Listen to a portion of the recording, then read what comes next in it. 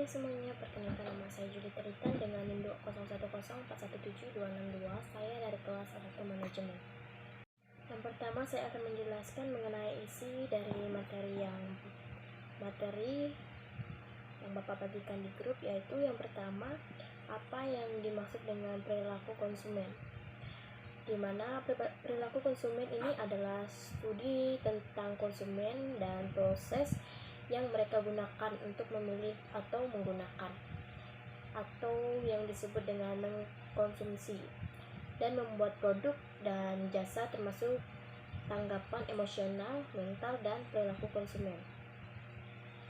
Di mana perilaku konsumen ini menggabungkan ide-ide dari beberapa ilmu termasuk psikologi, biologi, kimia, dan ekonomi. Dalam panduan ini, mengapa perilaku konsumen itu penting? Perilaku konsumen ini penting karena membantu pemasar memahami apa yang mempengaruhi keputusan pembeli konsumen. Dengan memahami bagaimana konsumen memutuskan suatu produk, mereka dapat mengisi celah di pasar yang mengidentifikasikan produk yang dibutuhkan dari produk yang sudah usang. Mempelajari perilaku konsumen juga membantu pemasaran memutuskan bagaimana menyajikan produk mereka dengan cara menghasilkan dampak maksimal pada konsumen. Memahami perilaku pembelian konsumen adalah kunci rahasia untuk menjangkau dan melibatkan klien dan mengubah mereka untuk membeli dari apa yang kita promosikan. Analisis perlakuan konsumen harus mengungkapkan, yang pertama itu ada apa yang konsumen pikirkan dan bagaimana perasaan mereka tentang berbagai alternatif atau merek, produk, dan lain-lain. Yang kedua, apa yang mempengaruhi konsumen untuk memilih di antara berbagai pilihan. Yang ketiga, perilaku konsumen saat meneliti dan berbelanja. Yang keempat, bagaimana lingkungan konsumen atau teman, keluarga, media, dan lain-lain mempengaruhi perilaku konsumen. Perilaku konsumen ini seringkali dipengaruhi oleh beberapa faktor pemasaran. Harus mempelajari pola pembelian konsumen dan mencari tahu tren dari si pembeli. Dalam kebanyakan kasus, merek mempengaruhi perilaku konsumen hanya dengan hal-hal yang dapat mereka kendalikan, seperti pikiran tentang bagaimana tampak memaksa untuk mempelajari lebih dari yang Anda inginkan setiap kali Anda memasuki ke toko. Lalu, apa saja faktor yang mempengaruhi konsumen untuk mengatakan ya? Ada 3 kategori faktor yang mempengaruhi perilaku konsumen. Yang pertama, faktor pribadi, di mana faktor pribadi ini merupakan minat dan pendapat individu, dapat dipengaruhi oleh demografi, usia, jenis kelamin, dan budaya, dan lain-lain. Sedangkan faktor yang kedua yaitu psikologis, respon individu terhadap pesan pemasaran akan tergantung pada persepsi dan sikap mereka. Yang ketiga, faktor sosial. Faktor sosial ini terdiri dari keluarga, teman, tingkat pendidikan, media sosial, pendapatan, semua mempengaruhi perilaku konsumen. Ada juga jenis perilaku konsumen. Di sini jenis perilaku konsumen dibagi menjadi 4 jenis utama perilaku konsumen. Yang pertama, perilaku pembeli yang kompleks. Jenis perilaku ini ditemukan ketika konsumen membeli produk yang mahal dan jarang dibeli. Mereka sangat terlibat dalam proses pembelian dan penelitian konsumen sebelum melakukan investasi bernilai tinggi. Yang kedua, perilaku pembeli yang mengurangi donasi. Yang kedua, perilaku pembeli yang mengurangi disonasi. Konsumen sangat terlibat dalam proses pembelian tetapi mengalami kesulitan dalam menentukan perbedaan antara merek. Disonasi dapat terjadi ketika konsumen khawatir akan menyesal terhadap pilihan mereka. Yang ketiga, perilaku pembeli kebiasaan. Pembeli kebiasaan dicirikan oleh fakta bahwa konsumen memiliki keterlibatan yang sangat sedikit dalam kategori produk atau merek. Contohnya berbelanja bahan makanan. Anda pergi ke toko dan membeli jenis roti pilihan Anda menjual pola kebiasaan bukan loyalitas merek yang kuat. Yang keempat, perilaku mencari variasi. Dalam situasi ini, konsumen membeli produk yang berbeda bukan karena mereka tidak puas dengan produk yang sebelumnya, tetapi karena mereka mencari variasi contohnya seperti ketika kita mencoba aroma shower gel baru untuk mengetahui ada juga pertanyaan mengenai apa yang mempengaruhi perilaku konsumen. Nah, di sini banyak hal yang dapat mempengaruhi perilaku konsumen, namun faktor yang paling sering mempengaruhi perilaku konsumen adalah yang pertama, kampanye pemasaran. Di mana kampanye pemasaran ini sangat mempengaruhi keputusan pembeli jika dilakukan dengan benar dan teratur, dengan pesan pemasaran yang tepat. Mereka bahkan dapat membujuk konsumen untuk mengganti merek atau memilih alternatif yang lebih mahal.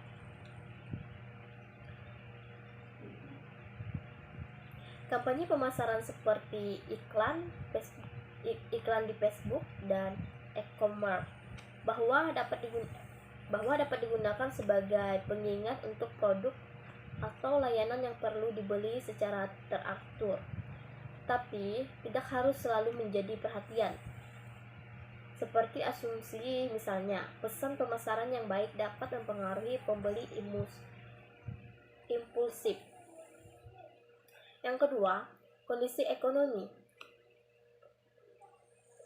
Khusus untuk produk mahal seperti rumah atau mobil, kondisi ekonomi ini memainkan peran pasar.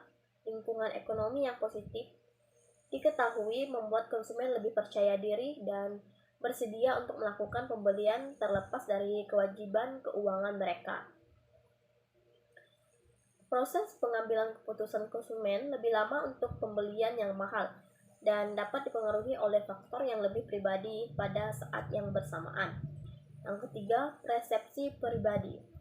Perilaku konsumen juga dapat dipengaruhi oleh faktor pribadi, suka tidak sukanya, prioritas moral dan nilai dalam industri seperti mode atau makanan, opini pribadi yang sangat berpengaruh.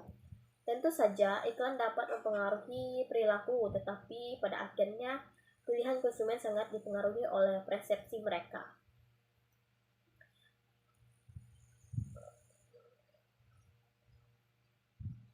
Yang keempat, pengaruh kelompok. Tekanan teman sebaya juga mempengaruhi perilaku konsumen. Apa yang dipikirkan atau dilakukan oleh anggota kelompok, teman sekelas, kerabat dekat, tetangga, dan kenalan kita dapat memainkan peran penting dalam keputusan. Psikologi sosial berdampak pada perilaku konsumen memilih makanan cepat saji daripada makanan rumahan. Misalnya hanya salah satu dari situasi seperti ini, tingkat pendidikan dan faktor sosial dapat berdampak. Yang kelima, daya beli. Daya beli memainkan peran penting dalam pengaruh perilaku kita. Kecuali Anda seorang militer, Anda akan mempertimbangkan anggaran Anda sebelum membuat keputusan pembeli. Produknya mungkin bagus, pemasarannya bisa tepat sasaran, tetapi jika Anda tidak punya uang untuk itu, Anda tidak akan membelinya. Pola perilaku pelanggan. Pola perilaku membeli tidak identik dengan kebiasaan membeli. Kebiasaan dikembangkan sebagai kecenderungan menuju suatu tindakan dan menjadi spontan seiring waktu. Sementara pola menunjukkan desain mental yang dapat diprediksi. Setiap pelanggan memiliki kebiasaan membeli yang unik, sementara pola perilaku pembelian bersifat kolektif dan menawarkan karakterisasi yang unik kepada pemasar. Pola perilaku pelanggan dapat dikelompokkan menjadi beberapa bagian. Yang pertama, tempat pembelian. Sebagian besar tempat pembelian akan membagi pembelian mereka di antara beberapa toko, meskipun semua barang tersedia di toko yang sama. Yang kedua, barang yang dibeli. Menganalisis keranjang belanja dapat memberikan pemasar banyak wawasan konsumen tentang barang yang dibeli dan beberapa banyak setiap barang yang dibeli. Barang-barang kebutuhan dapat dibeli dalam jumlah besar, sementara barang-barang mewah lebih cenderung dibeli lebih jarang dan dengan jumlah yang kecil. Yang ketiga, waktu dan frekuensi pembeli. Pelanggan akan berbelanja sesuai dengan kelayakannya mereka dan akan mengharapkan layanan bahkan pada jam-jam yang paling aneh. Apalagi sekarang di era e-commerce di mana semua hanya dengan beberapa klik saja. Yang keempat, metode pembelian. Pelanggan dapat masuk ke toko dan membeli barang satu saat itu juga atau memesan secara online dan membayar secara online melalui kartu kredit atau saat pengiriman.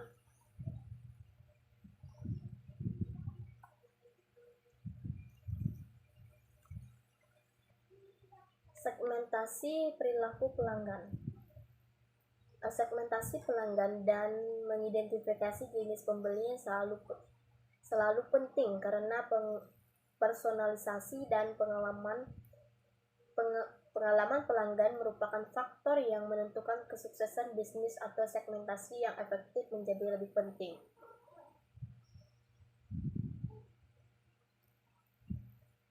Manfaat. Secara tradisional, sebagian besar pemasaran menggunakan 6 jenis utama segmentasi perilaku. Yang pertama, manfaat yang dicari. Seorang pelanggan yang membeli pasta gigi dapat mencari 4 alasan berbeda: pemutih, gigi sensitif, rasa, atau harga. Ketika pelanggan meneliti produk atau layanan perilaku, mereka dapat mengungkapkan wawasan berharga terhadap manfaat atau fitur, nilai khusus penggunaan, atau masalah yang merupakan faktor paling memotivasi yang mempengaruhi keputusan pembeli mereka. Yang kedua, berbasis acara atau waktu.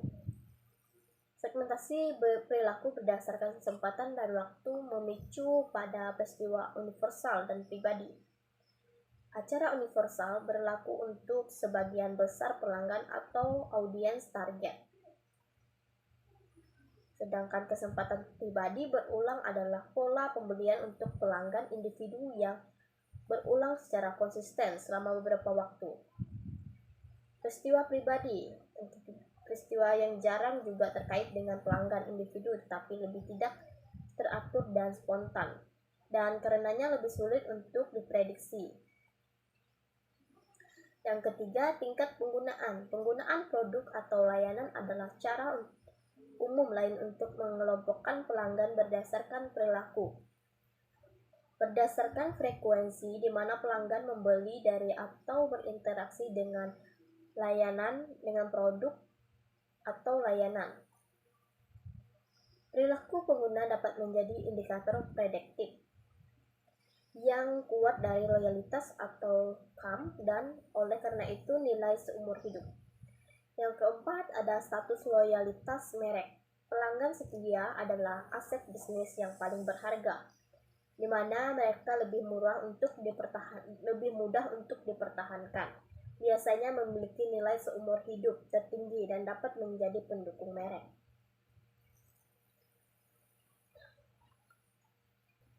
Yang kelima, status penggunaan. Ada banyak kemungkinan status penggunaan yang mungkin Anda miliki tergantung pada bisnis apa yang kita jalani. Contohnya, non-pengguna. Yang pertama, non-pengguna. Yang kedua, prospek. Yang ketiga, pembeli pertama kali. Yang keempat, pengguna biasa. Yang kelima, pembelat atau mantan pelanggan yang beralih ke pesaing. Yang keenam, tahap perjalanan pelanggan. Menyegmentasikan audiens berdasarkan kesiapan pembeli memungkinkan Pemasar untuk menyelaraskan komunikasi dan mempersonalisasikan pelanggan untuk meningkatkan konversi di setiap tahap.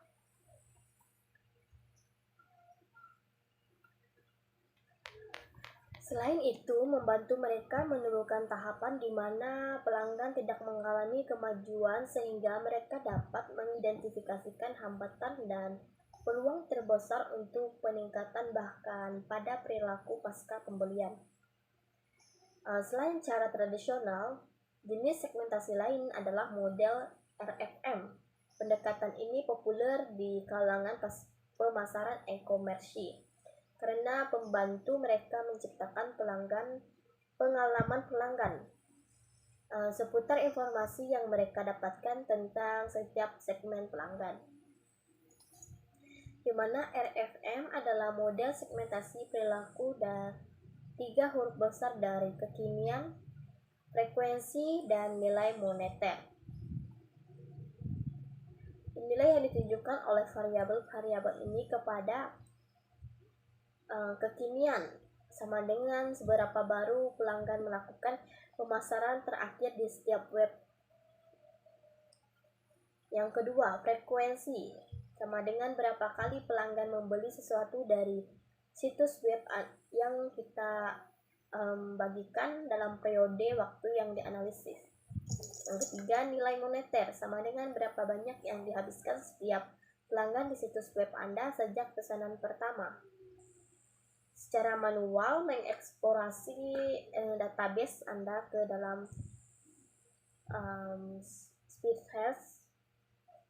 Speedset dan menganalisis pelanggan Anda mengikuti aturan untuk analisis RFM secara otomatis melalui alat tertentu yang membuat dashboard RFM.